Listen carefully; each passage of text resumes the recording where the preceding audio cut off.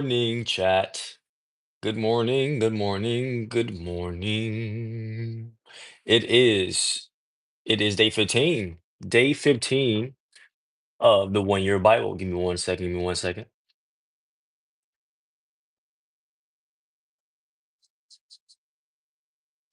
I wish I knew the last one I played.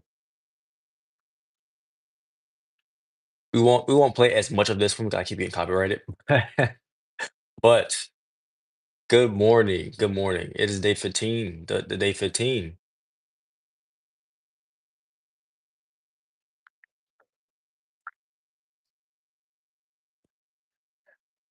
The new $7 Lux Box from Taco Bell.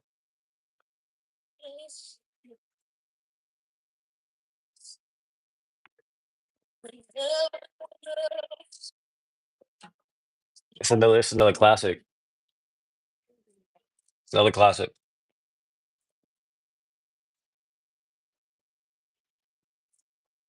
Mm. Oh, the best in me. Ooh. Mm. Let me see. The 1 year Bible, day 15, chat. He saw the best in me. Mm. Only see them. Ooh. Mm. He saw the best in me. Ooh. Good morning. Good morning. Mm. Could only see them. Mm. Good morning, good morning, good morning. It's day 15 of the 1 year Bible. Woo! 350 days. 350 more days of reading, baby. Good morning to you. Good morning to you.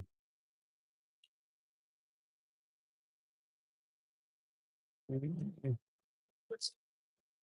All right, okay.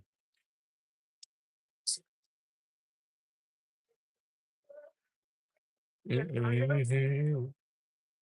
It doesn't matter what I did. Ooh, let's slow down. Cause you always see me for who I am. Ooh, let's slow fade out. Let's slow fade out. Slow fade out. Good morning, chat. Ooh, good morning. Good morning, chat. This is day 15 of the 1 year Bible. This is day 15 of the 1 year Bible. Today we're going to be reading from Genesis 31:17 to 32, verse 12. Oh, yes. Gotta get the good songs in. Did a mile and a half run this morning, and now look at us reading. So, Genesis, one more time. Genesis.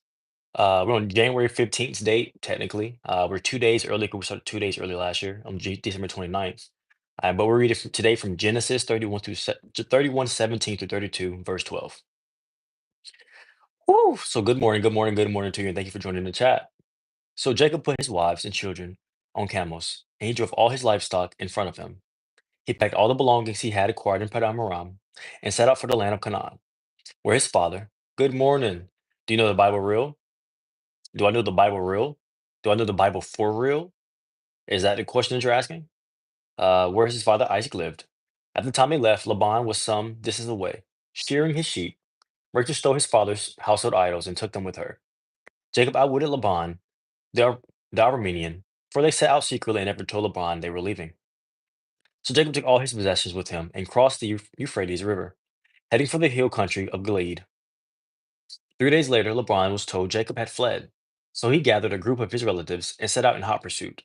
He caught up with Jacob 7 days later in the hill country of Gilead. But the previous night, God had appeared to Laban, the Aramean, in a dream and told him, I'm warning you, leave Jacob alone. Laban caught up with Jacob as he was camped in the hill country of Gilead, and he set up his camp not far from Jacob's. What do you mean by deceiving me like this? Laban demanded. How dare you drag my daughters away like prisoners of war? Why did you slip away secretly? Why did you deceive me? And why didn't you say you wanted to leave? I would have given you a farewell feast with singing and music, accompanied by tambourines and harps. Why didn't you let me kiss my daughters and my grandchildren and tell them goodbye? You have acted very foolishly. I could destroy you, but the God of your father appeared to me last night and warned me. leave Jacob alone. I can understand your feeling that you must go and your intense longing for your father's home. But why have you stolen my gods? I rushed away because I was afraid, Jacob answered. I thought you would take your daughters from me by force.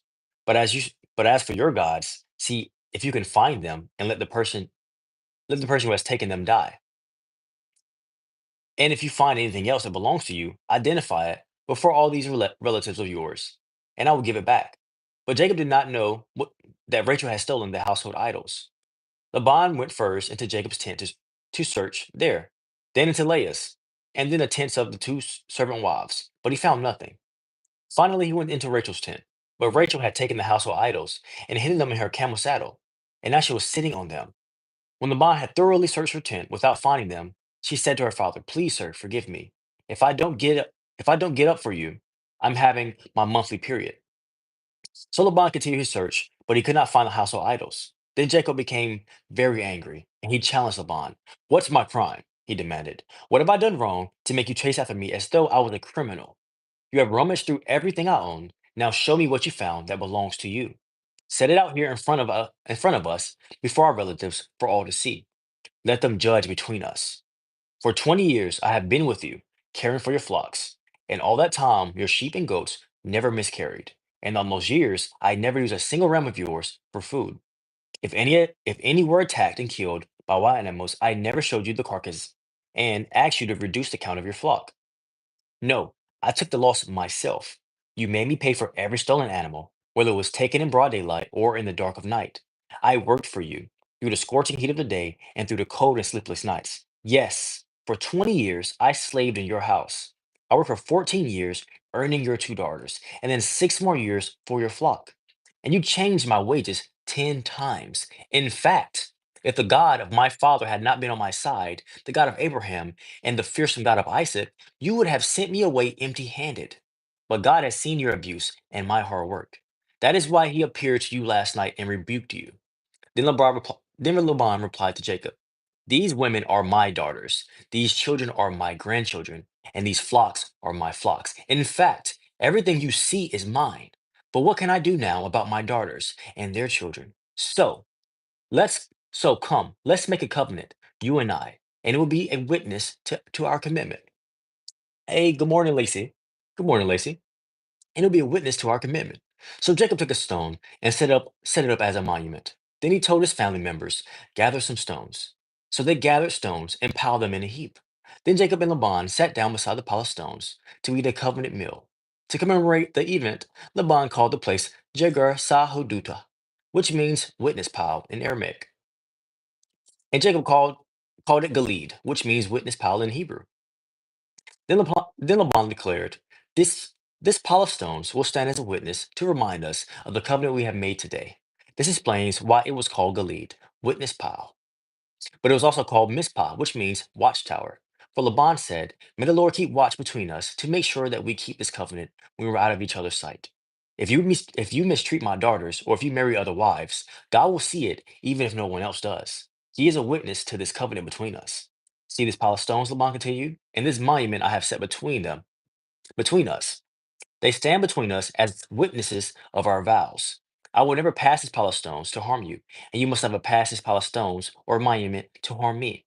I call on the God of our ancestors, the God of your grandfather Abraham, and the God of my grandfather Nahor, to serve as a judge between us." So Jacob took an oath before the fearsome God of his father Isaac to respect the boundary line. Then Jacob offered a sacrifice to God there on the mountain and invited everyone to a covenant feast. After they had eaten, they spent the night on the mountain. Laban got up early the next morning and he kissed his grandchildren and his granddaughters and blessed them. Then he left and returned home.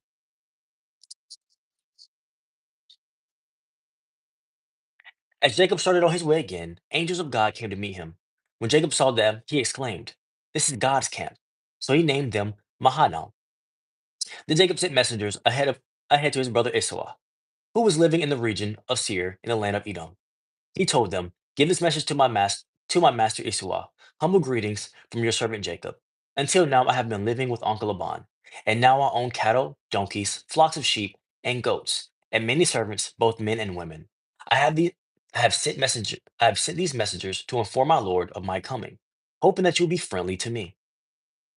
After delivering the message, the messenger returned to Jacob and reported, "We met your brother Esau, and he is already on his way to meet you, with an army of 400 men." Jacob was terrified at the news. He divided his household along with flocks and herds and camels into two groups. He thought, if Esau meets one group and attacks it, perhaps the other group can escape. Then Jacob prayed, "O God of my grandfather Abraham and God of my father Isaac, O Lord, you told me, return to your own land and to your relatives, and you promised me I would treat you kindly. I am not worthy of all the unfailing love and faithfulness you have shown to me, your servant. When I left home and crossed the Jordan River, I owned nothing except a walking stick. Now my household fills two large camps. O Lord, please rescue me from the hand of my brother Esau. I am afraid that he is coming to attack me, along with my wives and children. But you promised me, I will surely treat you kindly, and I will multiply your descendants until they become as numerous as the sands along the seashore, too many to count." And now, chat, we're going to get into Matthew 10:24, 11 through Matthew 10:24 through 11, verse 6. Students are not greater than their teacher, and slaves are not greater than their master. Students are to be like their teacher, and slaves are to be like their master. And since I, the master of the household, have been called the prince of demons, the members of my household will be called by even worse names. But don't be afraid of those who threaten you, for the time is coming when everything that is covered will be revealed, and all that is secret will be made known to all. What I tell you now what I tell you now in darkness, shout abroad when daybreak comes. What I whisper in your ear, shout from the housetops for all to hear. Don't be afraid of those who want to kill your body. They cannot touch your soul. Fear only God, who can destroy both the soul and body in hell. What is the price of two sparrows, one copper coin? But not a single sparrow can fall to the ground without your Father knowing it, and their very hairs on your head are all numbered. So don't be afraid. You are more valuable to God than a whole flock of sparrows. Everyone who acknowledges me publicly here on earth, I will also acknowledge before my Father in heaven. But everyone who denies me here on earth, I will also deny before my Father in heaven. Don't imagine that I came to bring peace to the earth. I came not to bring peace, but a sword. I have come to set man against his father, a daughter against her mother, and a daughter-in-law against her mother-in-law. Your enemies will be right in your own household. If you love your father or mother more than you love me, you're not worthy of being mine. Or if you love your son or daughter more than me, you're not worthy of being mine. If you refuse to take up your cross and follow me, you are not worthy of being mine. If you cling to your life, you will lose it. But if you give up your life for me, you will find it. Anyone who receives me Anyone who receives you receives me, and anyone who receives me receives the Father who sent me. If you receive a prophet as one who speaks for God, you will be given the same reward as a prophet. And if you receive righteous people because of their righteousness, you'll be given the same reward like theirs. And if you give me even a cup of cold water to one of the least of my followers, you will be surely rewarded. When Jesus had finished giving these instructions to his 12 disciples, he went off to teach and preach in towns throughout the region. Hey, good morning, good morning, good morning. Hey, JB. Good morning, good morning. Hey, good morning, good morning. And you will be surely rewarded. When Jesus had finished giving these instructions to his 12 disciples, he went out to teach and preach in towns throughout the region. John the Baptist, who was in prison, heard about all these things the Messiah was doing. So he sent his disciples to ask Jesus, "Are you the Messiah we've been expecting, or should we keep looking for someone else?" Jesus told them, "Go back to John and tell him what you've heard and seen. The blind see, the lame walk, those with leprosy are cured, the deaf hear, the dead are raised to life, and the good news is being preached to the poor." And he added, "God blesses those who do not fall away because of me." And now, chat, we're going to get into Psalms 13, 1 through 6. O Lord, how long will you forget me? Forever? How long will you look the other way? How long must I struggle with anguish in my soul, with sorrow in my heart every day? How long will my enemy have the upper hand? Turn and answer me, O Lord, my God. Restore the sparkle to my eyes, or I will die. Don't let my enemies gloat, saying, "We have defeated him." Don't let them rejoice at my downfall. But I trust in your unfailing love. I will rejoice because you have rescued me. I will sing to the Lord because he is good to me. And now, chat Proverbs 3:16 through 18. She, wisdom, offers you a long life in her right hand, and riches and honor in her left. She will guide you down delightful paths. All her ways are satisfying. Wisdom is a tree of life to those who embrace her. Happy are those who hold her tightly. And now, there's a passage at the end of today's reading. It's called Full Disclosure. Jesus taught that one day all will be revealed, every secret will be known, and everything done in darkness will be brought to light. We often lead two lives, one with a perfect public persona, the other full of secrets we hide from those they would hurt, including ourselves. When men turn away from a life of lust, pornography, and illicit sexual gratification, full disclosures Full disclosure is the beginning of a life of integrity. Confessing things done in the darkness frees a man from past secrets, so he is free to serve Christ. Let this day be the day to confess. Let this day be the day confession set you free. Let's read it one more time. Full disclosure. Jesus taught that one day all will be revealed, every secret will be known, and everything done in darkness will be brought to light. We often lead two lives, one with a perfect persona, and the other full of secrets we hide from those that would hurt, including ourselves. When men turn away from a life of lust, pornography, and illicit sexual gratification, full disclosure is the beginning of a life of integrity. Confessing things done in darkness frees a man from past secrets so he's free to serve Christ. Let this day be the day confessions set you free. Hey, you have a great one, man. That was the end of today's reading. So you just wrap it up. And that was January 15th. And we're gonna be back for another 350 days. You have a great rest of your day, man. For the 1 year Bible. We're going to be finishing the entire Bible in 1 year. I'm going to read it every single morning around the same time.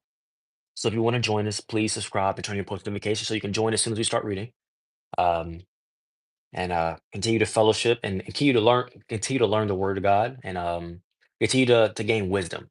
You know, um, knowledge is only useful if you know how to apply it, and knowledge becomes wisdom when you know how to apply it. So we'll continue to gain this wisdom, and continue to grow. And I appreciate all y'all. And it's time to do our outro this morning. You have a great one. We all have that limitless core, baby. I appreciate you. I might even love you, but I'm for sure glad you woke up today. And I hope you have a great rest of your day. And thank you for joining me this morning. Peace.